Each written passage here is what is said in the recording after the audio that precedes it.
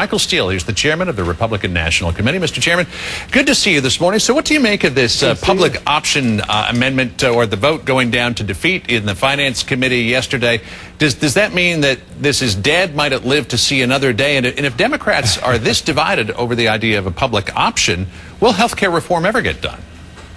Well, that's a very good question. I think that's really the top line question you start with. What is it going to take to get true health care reform done?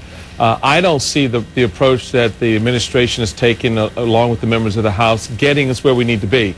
I think the vote yesterday reflects more of a division within the Democratic Party between its center-right and its left. I think that when you get to the House, it's a very different story. It's very clear where Nancy Pelosi is on the public option, as well as Representative Weiner and others who are out front on that particular part of this issue. The bottom line for me, though, is having grown up in this town and know how they operate, a committee vote doesn't mean a whole lot to me. A conference vote doesn't mean a whole lot to me until I see what's in the bill, and the bill actually explicitly precludes a public option down the road. So do you think that this idea of a public option may, in fact, have more life? You know, the supporters on the Democratic side are thinking of putting it to a full vote in the Senate. No, absolutely. I think it does. I think where the voters have to stay on top of this is watch how they recast this particular issue. And, you know, whether it comes in the form of a co-op, whether it comes in the form of some other language that they use, whether they set these litmus tests that insurance companies or individuals have to, you know, meet, which will be probably difficult to meet when you put it all together, that will automatically trigger a public option. I think all of these parts of this have to be taken into consideration. This is not a done decision with respect to the public option. There are several rounds left before we really see what it means. And Mr. Chairman, I want to ask you a little bit about anger in America. And it was really driven home over the weekend by this incredibly tasteless Facebook poll that asked whether or not President Obama should be killed. You know, that the choices were yes, maybe. If he cuts my health care, no. We talked to Boyce Watkins from Syracuse University yesterday, who said that he thought this was emblematic of a larger problem of racism in this country. What are your thoughts on that? Do you agree? Was this spawned by racism? No, I don't think. I'm always very careful about going down that road, you know, so blindly and so quickly. First off, let's deal with the question that's on Facebook. How stupid is that? Why would you even put something like that on Facebook? It is, you know, it takes us to a place where we don't need to be, quite frankly, in the debate of any public policy issue. Number one. Number two, I think more to the point is we've always had underlying everything we've done in this country, whether it's, you know, the happiest times or the worst of times, race is a factor because all boats don't rise equally.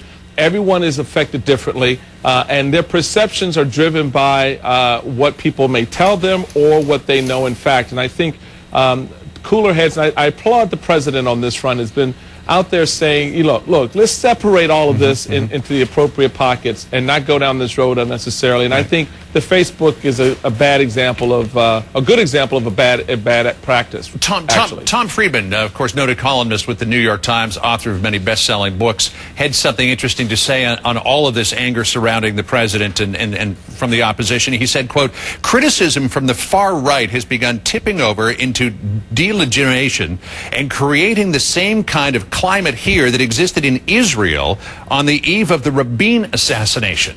Do you agree with that? I mean, are we going down a road here where there's potential violence? Where did these nut jobs come from? I mean, come on, stop this. I mean, wait a minute. Tom Friedman's a nut job? Well, I'm just saying, to make those kinds of equations, you know, examples, and put that out there that way, to me, it's just crazy. And yeah, I'm sorry, but if you're going to approach this discussion, approach it from a rational position.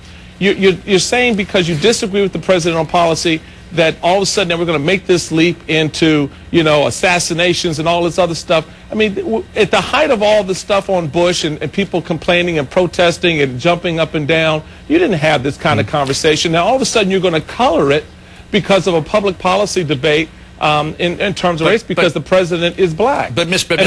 Chairman, I just don't think that's necessarily where you need to go. Not to say that it's about the color of his skin or his background, ethnic background or whatever, but threats against this president are at a level 400% higher than they were against the former President Bush. What explains that?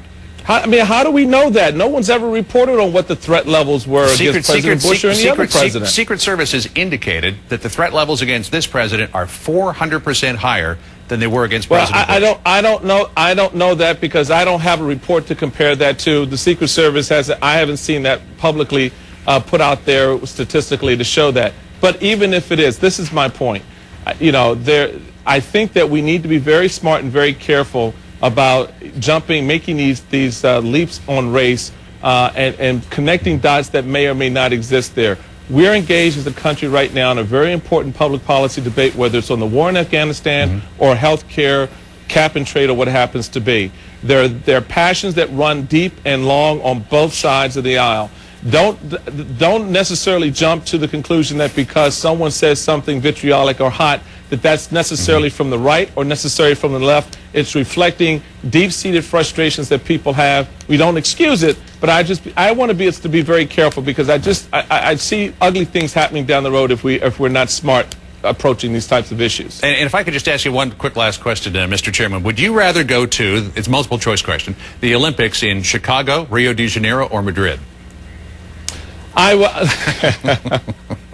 If I could afford a ticket, if I have a job at the time, if I'm not worried about paying my bills, maybe I'll make that decision at that time. That's 7 years from now, as far as I'm concerned. Right now, let's focus on getting Americans back to work, and we can worry about where we go to the Olympics later. All right, Mr. Chairman, thanks so much. Good to catch up with you this morning. Appreciate it. You got it. Take care.